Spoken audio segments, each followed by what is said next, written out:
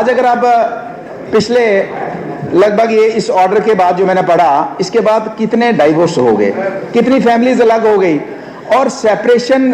अलग से जो हमारा राशन कार्ड का बहुत बड़ा इशू है। सेपरेशन होती है, बेटे और बाप के बीच में होती है, भाई भाई के बीच में होती है, हस्बैंड वाइफ के बीच सेपरेशन होती है, तो दूसरा राशन कार्ड नहीं बनता है। राशन कार्ड के बगैर आप अपना आधार कार्ड नहीं बना सकते हो, आप अपना सिटीजनशिप प्रूफ नहीं कर सकते इंडिया की। तो एक तो हमारे ये सप्लीमेंट्री के साथ में मैं एक जानना चाहता हूं इनसे कि ये जो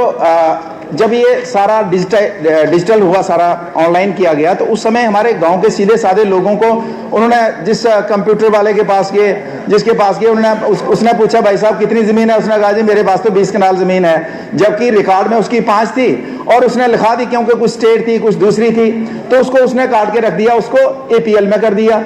और अब वो लोग बेचारे जो डिजर्विंग हैं, ए भाई में डिजर्विंग है, अब कमेटी बनी है, गवर्नमेंट ने कमेटी बनाई है, लेकिन इतनी लंबी चौड़ी फॉर्मेलिटीज हैं, इतनी लंबी चौड़ी फॉर्मेलिटीज हैं। मैं मिनिस्टर साहब को कहना चाहूंगा कि इसमें थोड़ा सा इसके लिए जो जेन्युइन केसेस हैं, आज भी जो देखिए इसमें ए भाई में सबसे बड़ी दिक्कत क्या कि आपकी जो स्कीम है, बेटी की शादी पे आप सरकार उसको एक गरीब परिवार को देती है, जब उस कैटेगरी में नहीं है, वो डिजर्विंग है, उसका नाम उस ऑनलाइन के सिस्टम में गलती से कट गया, तो उसका जब उस कैटेगरी में नहीं आता है,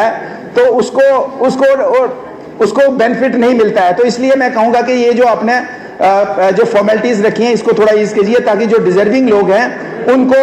इस AY कैटेगरी में लाया जाए, PHS कैटेगरी। एक आपकी सजेशन आ गई। दूरदराज का एरिया है, बहुत पहाड़ी एरिया। मैंने बात करी कि अभी भी 5-5, 6-6 किलोमीटर हमारा लाठी का एरिया है, हमारा मरूथी का एरिया है, हमारा दारलद्दा का एरिया, कोडी बर्मीन का एरिया है, सत्यालता वगैरह, बहुत दूर दूर लोगों को जाना पड़ता है। तो मैं कहूँगा कि स्पेशली कोई ऐसे दूर दराज कॉन्स्टिट्यूंसीज के लिए कोई खास प्लान है इनके पास, को उनको कोई थोड़ा सा रिलैक्स करके नए फेयर प्राइस छाप देंगे।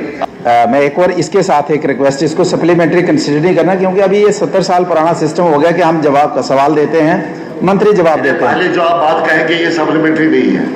ये सप्लीमेंट्री नहीं है, ये सप्लीमेंट्री पूछो ना, आपको सप्लीमेंट्री नहीं, ये सिस्टम थोड़ा चेंज होना चाहिए। जबकि मुझे आ गया, इनको कोई नई बात मिनिस्टर ने कहनी, इनकी बात नहीं, ओवरऑल वो जवाब दें, इसको पढ़ने की जरूरत नहीं है, सिस्टम थोड़ा चेंज होना चाहिए। एनीवे सर, पूछे सर मैंने अपने सवाल में पूछा था कि नए जो है राशन फेयर प्राइस शॉप और सरकारी जो राशन डिपो है उसके खोलने को लेकर मैंने पूछा था। तो अभी पीछे से ही मेरे मेंबर्स कुछ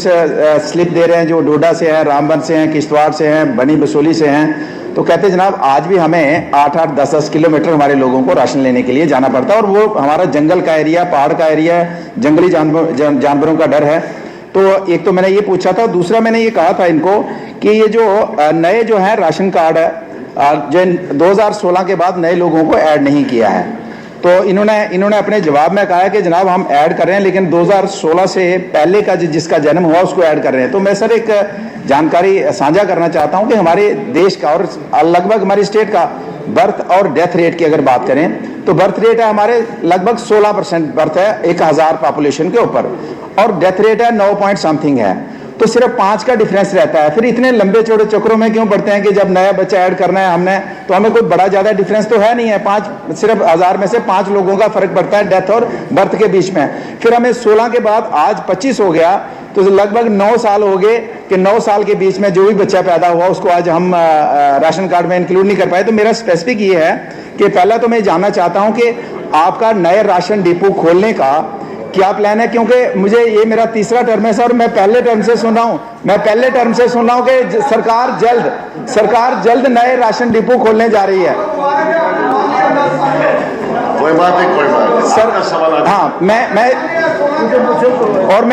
मैं मोदी सरकार का धन्यवाद करना चाहता हूं। आपको भी घर में फ्री राशन 80 करोड़ लोगों को राशन पहुंचा रही है, और आपके इलाके में भी राशन पहुंच रहा है। मैं मोदी, मेरा स्पेसिफिक ये है कि नए राशन डिपो खोलने का कोई टाइम बाउंड इनके पास कोई जवाब है कि 30 साल तक, 15 साल से नया जो फेयर प्राइस शॉप नहीं खुली है, और 30 वर्षों से सरकारी डिपो नहीं खुला है। तो मैं स्पेसिफिक जानना चाहता हूं कि क्या